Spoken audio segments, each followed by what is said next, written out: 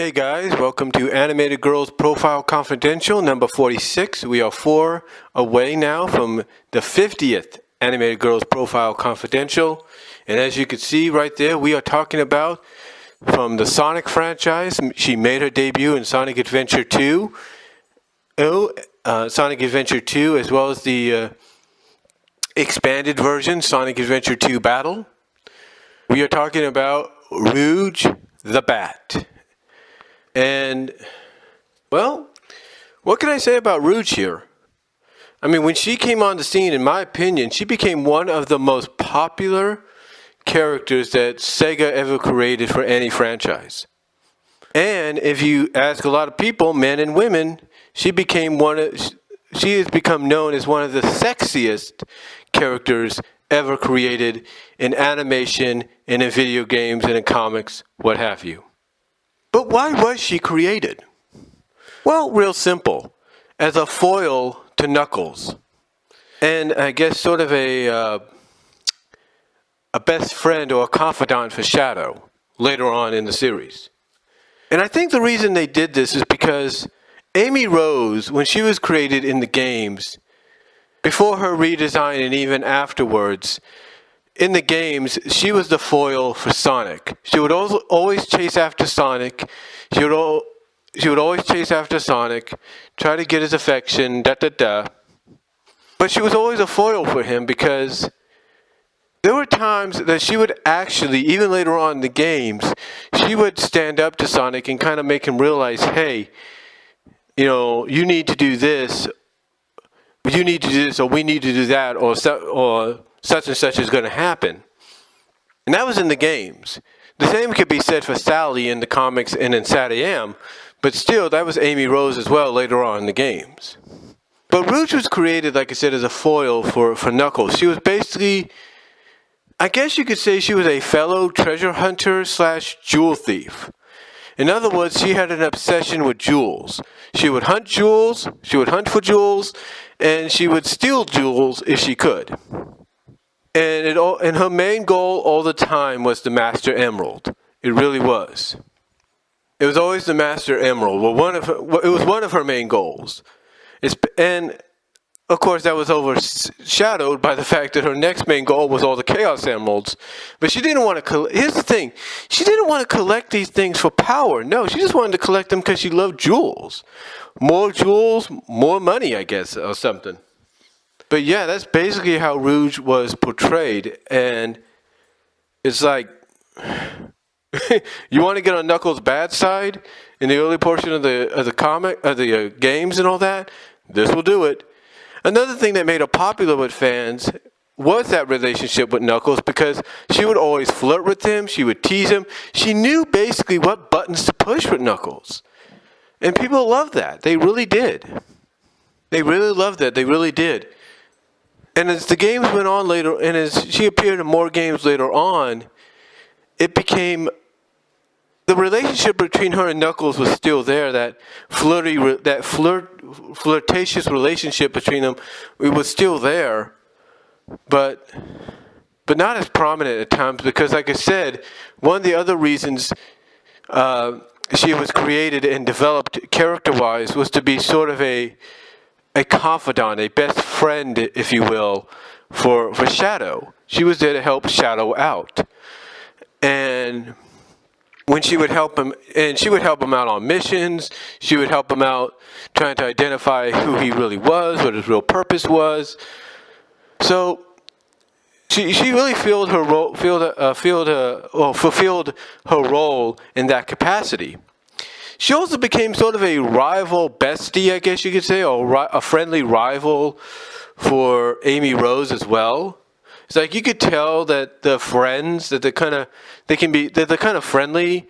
They're kind of like, well, they're basically what's known as frenemies. They're friends, but they're enemies. They got a very friendly or frenemy rivalry. Let's put it that way. They get along, and they can be friends, but they also could be enemies, so it's kind of that dynamic. But when they work together as a team, they work together very, very well.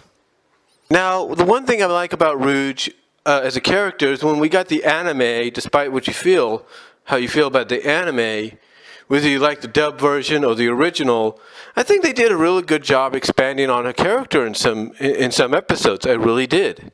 I really liked it. I liked the fact that they gave her a human partner that was sort of a foil, but as time went on, that foilness, that partnership turned into more of a friendship, a BFF kind of deal.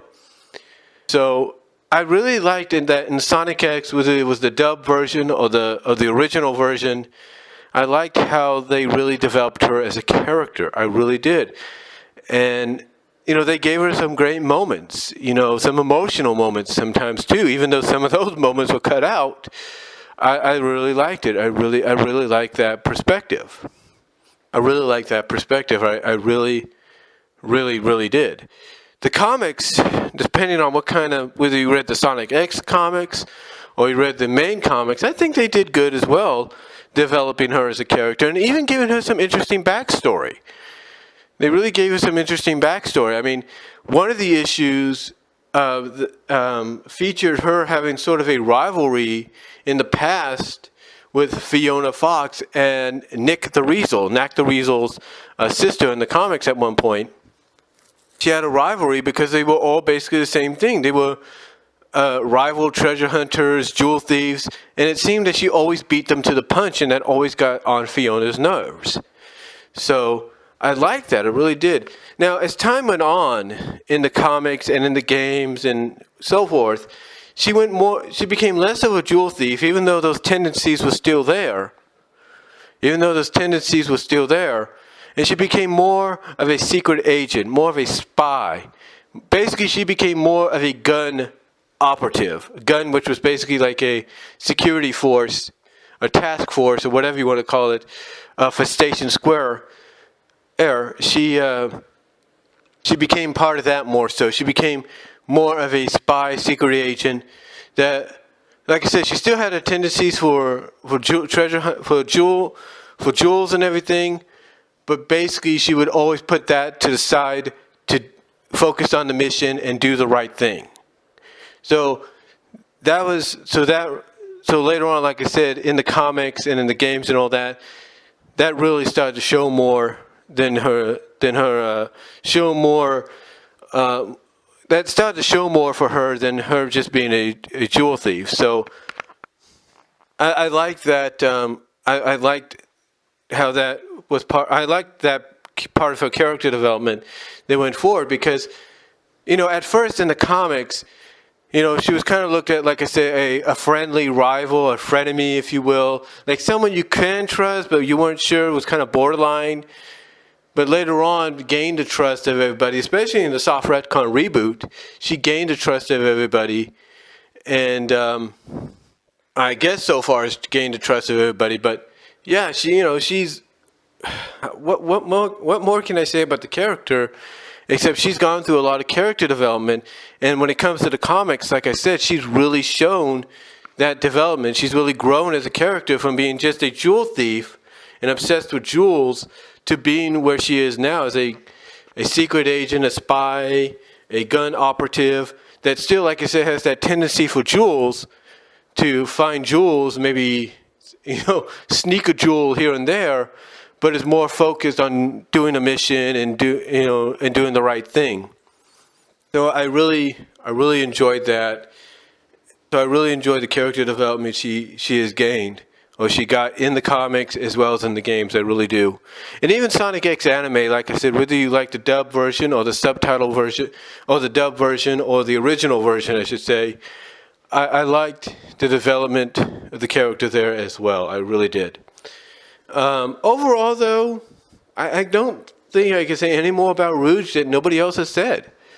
I mean, when Sega created her, they created a character that, just like the character I'm going to talk about later on, became very popular right off the bat because, believe it or not, with the exception of Honey, who made a brief appearance back during the Sonic the Fighters game, but was originally meant to be there, but then taken out. But now you can play her if you catch my drift, and she's officially back as a Sega character.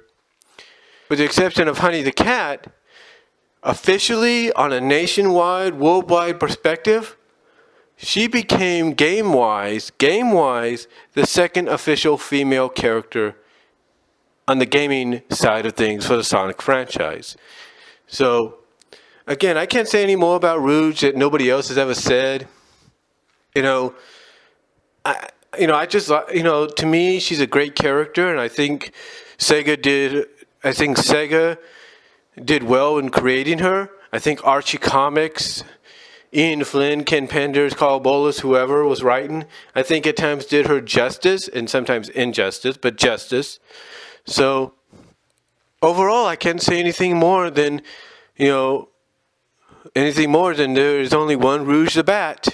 And thanks to Sega, the Sonic franchise has her, no matter what portion of the franchise you play, read, or watch. So that's all I'm going to say for this 46th edition of the Animated Girls Profile Confidential, and I'll talk to you all later.